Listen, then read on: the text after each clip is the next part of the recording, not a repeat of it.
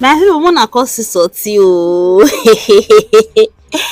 Short man marry tall woman. Short woman marry tall man oo, abi na dwarf. Dwarf marry tall woman. While dwarf woman marry tall man.